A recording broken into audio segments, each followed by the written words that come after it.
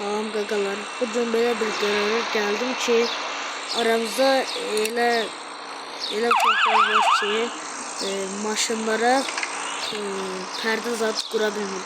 Ümumiyyətlə şişəyə yazı yaza bilmir. Mən də sizə onu göstərəcəm. Burası indi adi maşına bəzək qoyduğumuz yerdir. Bura heç. Burada şişəyə qoymaq olmur. Nə qədər eləyirəm, baxın olmur. Buranı eləyəcəyik. Disklər gələcək. Disklərdə birində baxacağıq.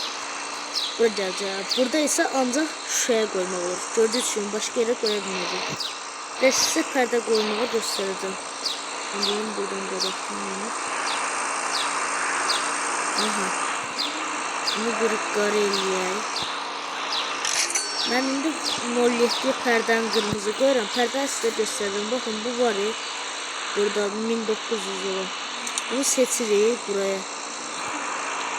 Mesela ben indi kırmızı eləyirəm. Bunu biraz eləyirik. Bunu da biraz eləyək.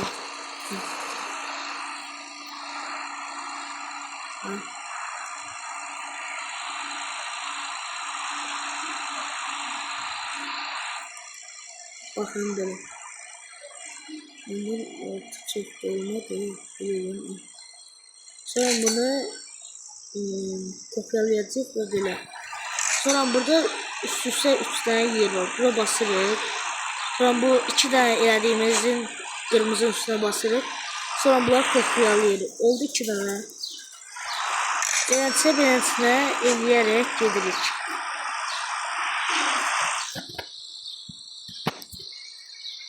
Baxın böyle. Sonra da şişeye çarptaq efekti görmək necə olur, onu da göstəreyim.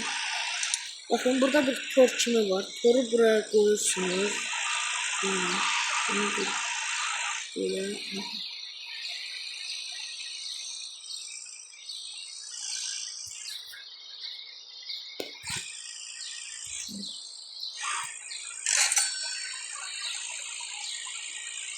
Biraz bunu sıkıntı. Sonrasında da buradan ağır seçerek burada bunu bir çok sağlıyor. Böylece ayrısını veriyor ve yazarım.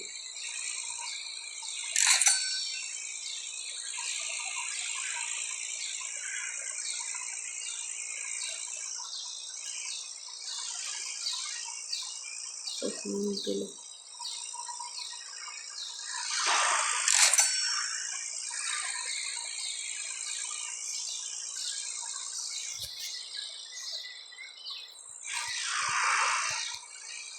Bakın beləncə bizi çatdar efekti.